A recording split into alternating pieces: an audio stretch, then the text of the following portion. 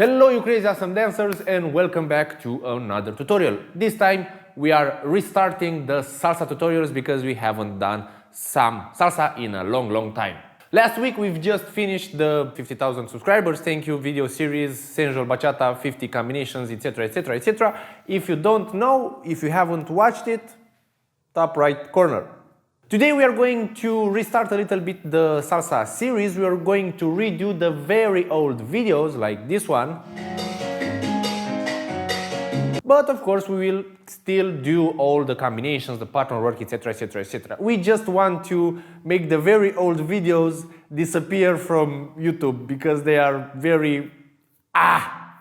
Before we start, we have a question for you. Let us know if this green background, of course we can play a little bit with it, but let us know if in its simple form like this, it's okay for a background, or if you prefer the old background with the orange wall with the white stripes. We are going to go through 8 tips, 8 techniques, 8 concepts, name them however you want, that will help you improve your salsa, or if you're a beginner, you must really take them into consideration. That being said, as always, if you're on the first time on the channel or if you haven't, subscribe, and also thank to all our Patreon supporters. The first thing we are going to talk about is your posture. It is really important to have a correct posture in order to dance good, feel good, look good. We could talk about all the many things that you shouldn't do, but it's better to talk about what you should do, because in our daily life we have so many bad habits about the posture, you know, like working at the PC or staying hunched like this or like this or like this.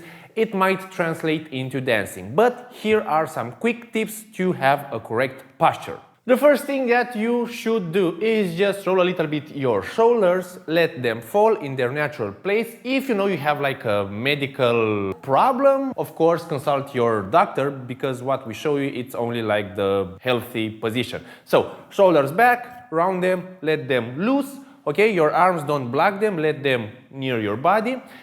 Push a little bit your chest, like squeeze a little bit the shoulder blades, just a little bit to have a little bit of tension.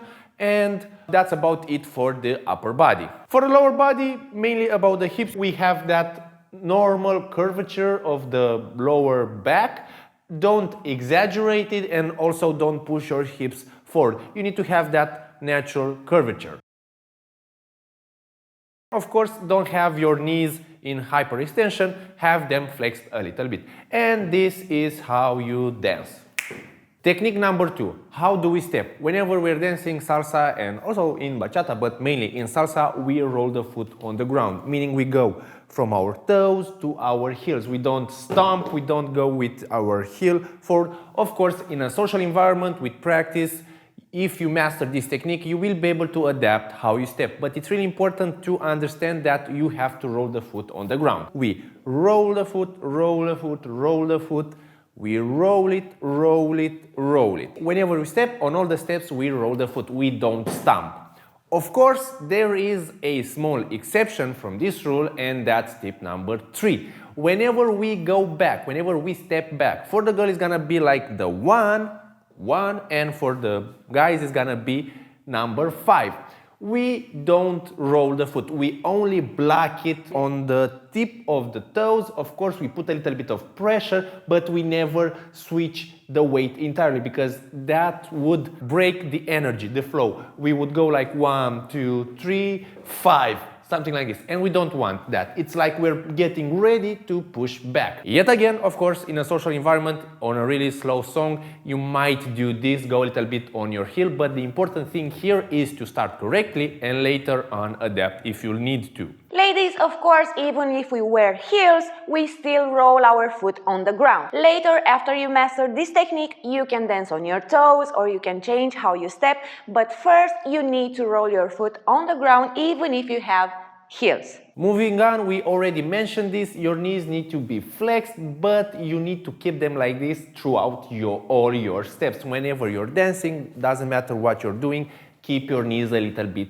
flexed. This will make you have more stability and control. Tip number 5 is gonna be about the hips. We are going to stay like this. We do not block the hips. Whenever we're dancing, we're not dancing like this, only from our legs, our feet. We let our hips do some work, we keep them relaxed. And of course, it might seem weird if you're only a beginner, okay, how do I move the hips, how do I keep them relaxed?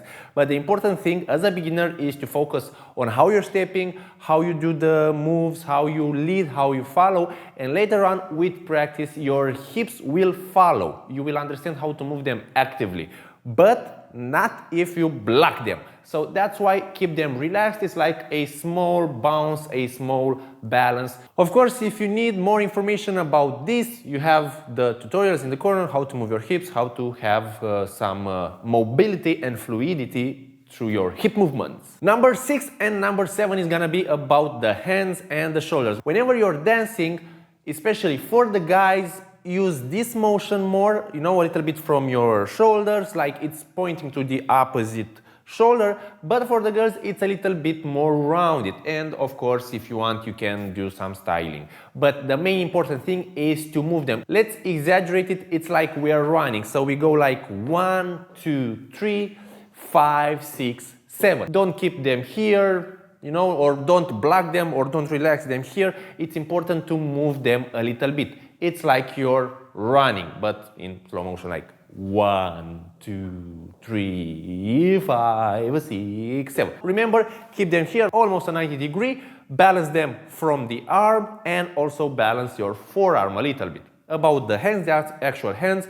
A good tip, it's like you're holding a glass of water in the beginning, like this. Do not have the hands like this, like this, like this, or fist. Keep them relaxed like this. You see, like I'm watching through a, what's this, a binocular. For the ladies, you can connect your thumb and your index finger and just keep it like this when you are dancing. 1 2 3 5 6 7. We've talked about the hands, now let's talk about the shoulders. We need to not block them. Just let them loose a little bit and they should work, they should move naturally because you're moving your arms. Something like this. You cannot isolate, of course, with a lot of practice you can isolate your shoulder, but it's not like this. It's a natural movement. And if you do this, you will feel the necessity to move them a little bit forward like this. It's like when you're running, you get that momentum from your shoulders. It's not like this.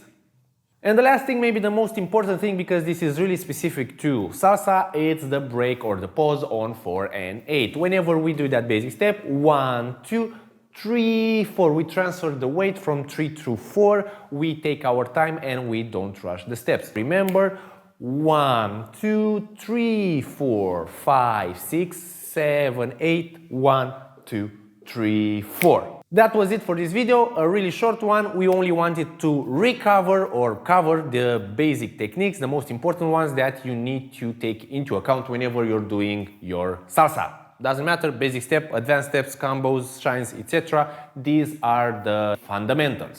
That being said, see you in the next videos. Thank you for watching, don't forget to subscribe, bye bye.